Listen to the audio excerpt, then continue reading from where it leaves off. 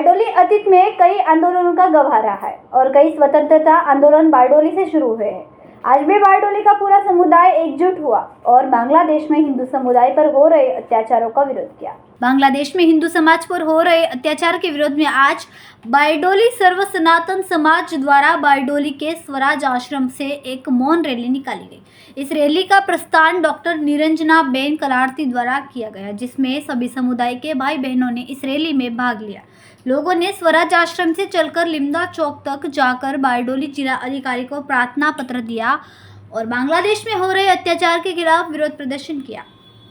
Cameraman Kailash Kumawat के साथ संवाददाता सुजाता वढेर, BHP न्यूज़ बारडोली। નમસ્કાર। છેલ્લા 2 અઠવાડિયાથી બાંગ્લાદેશમાં ચાલતી રાજકીય ઉથલપાથલને લીધે ત્યાંના માઇનર લોકો ઉપર જે અત્યાચાર હિંસા થઈ રહી છે તે બાબતમાં આજે બારડોલીના સર્વધર્મ સમાજના દ્વારા એક આવેદનપત્ર મામલતદારને સુપ્રત કરવામાં આવ્યું હતું। તેના મુદ્દાઓ શું હતા અને શું હતું એ વિશે આપણે વાત કરીએ।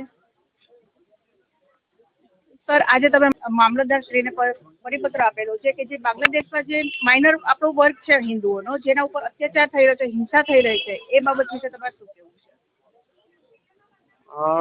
દુનિયાના અનેક દેશોમાં ભારતીયો અને વિશેષ કરીને હિન્દુઓની વસ્તી છે। બાંગ્લાદેશ પડોશી દેશ છે, પણ ત્યાં કંઈક રાજકીય ઉથલપાથલ થઈ, પણ એની સાથે થોડોક સમય પછી તરત જે કોઈક હિન્દુઓ લઘુમતીમાં છે તેના પર રીતસરનો અત્યાચાર કરવામાં આવ્યો। એની જે સંપત્તિ અને માલ મિલકતને નુકસાન કરવામાં આવ્યું। એની સાથે જે ધર્મના આશયો છે, મંદિર હોય કે ધર્મશાળા હોય, એમનું ભરપૂર નુકસાન થયું અને છેવટે બેન દીકરીઓ ઉપર રીતસરના અત્યાચાર ગુજારવામાં આવ્યો। કદાચ એવા પણ પ્રસંગ બને એમની લાશ સાથે પણ આ દુષ્કર્મ કરવામાં આવ્યું। તો આપણી વિનંતી છે ભારત સરકારને કે તે માટે કડકમાં કડક પગલાં લે અને જ્યારે બાંગ્લાદેશને આપણે ઘણી મદદ કરી છે ત્યારે કામમાં આપણે ચોક્કસપણે એને કહી શકીએ। અને આ એટલા માટે છે કે જ્યારે વિશ્વમાં બધે જ હિન્દુઓ પથરાયેલા હોય અને કોઈ વિના વાંકે સંડોવણીએ જો આવું થાય તે સહન કરી ન લેવાય। બારડોલીમાં એટલા માટે કર્યું છે કે આઝાદી પૂર્વે અને આઝાદી પછી જ્યારે પણ આંદોલન કે ચળવળનો સવાલ આવ્યો હોય, જનજાગૃતિ કે રાષ્ટ્રપ્રેમની ભાવનાનો સવાલ આવ્યો હોય, આ બારડોલી નાનું નગર છે પણ હંમેશા ઊભું રહ્યું છે અને એક ક્રાંતિકારી પગલાં માટે હંમેશા ને હંમેશા કામ કરે છે।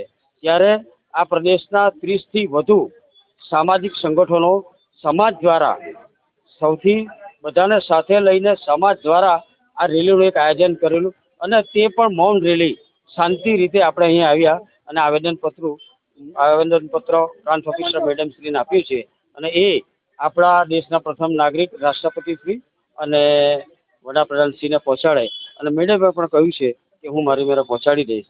આ એના માટે આપણે ભેગા થયા હતા। સર, આજે આપણે જોઈએ છીએ કે આપણા જે સમાજમાં અત્યારે નારીઓ પ્રત્યે જે બર્બરતા આચરવામાં આવી રહી છે અને જે બાબતે અત્યારે જોઈએ તો ઘણા બધા ચૂપ છે, ચૂપચાપ આજનો જે સમાજ છે પુરુષ પ્રધાન કહેવાય છે, તો પણ એ સમાજ એના માટે ચૂપ છે। તો એ નારી માટે ક્યારે આવેદનપત્ર મળશે? એ જ સવાલ છે મેડમ આપણો। નારી શક્તિ છે આપણે કહીએ છીએ ને, છે જ। હું આજે અમે આ અભિનંદન આપું છું કે અમારા સમાજની જુદા જુદા સમાજની મા, બેન અને દીકરી સમાન બહેનોએ આટલા તાપમાં પણ આવ્યા છે। એવું એમની જાતે આવ્યા છે, એમની ફરજના રૂપે આવ્યા છે। જ્યારે એ દીકરીઓ એ સમાજની દીકરીઓ છે, ઉંમરવાળી ભલે હોય, તો એમને ને એમના પરિવારને અભિનંદન આપીએ છીએ કે કહેવાતા આ સભ્ય સમાજમાં આ બહેનો પર જ્યારે અત્યાચાર થાય ત્યારે સ્વાભાવિક છે કે જુદા જુદા દરેક સંગઠનો અને સમાજે આ માટે ઊભું થવું જોઈએ। પણ બીજા શું કરે એ લેવા દેવા નથી, પણ બારડોલી હંમેશા ઊભું રહ્યું છે અને ભવિષ્યમાં પણ આવા કોઈ પણ કાર્યક્રમો હશે બારડોલી ઊભું જ રહેશે એવી અમે આશા વ્યક્ત કરી। ખરેખર રક્ષણ ક્યારે થયું કહેવાય કે જ્યારે વ્યક્તિ નિર્માણ થાય તો સમાજ નિર્માણ થાય, સમાજ નિર્માણ થાય તો રાષ્ટ્ર નિર્માણ થાય। આપણા દેશમાં પુરુષનું નિર્માણ જ નથી અને નારીને અબળા ગણવામાં આવી છે। ખરેખર તો એ શક્તિ છે અને શિવ શક્તિનું સ્વરૂપ જ્યાં સુધી એક ન થાય અને શિવ જ્યારે પોતાનો પ્રકોપ નહીં બતાવે, ત્રીજું નેત્ર ન ખોલે, ત્યાં સુધી કોઈ પણ સ્ત્રીનું રક્ષણ થવાનું નથી।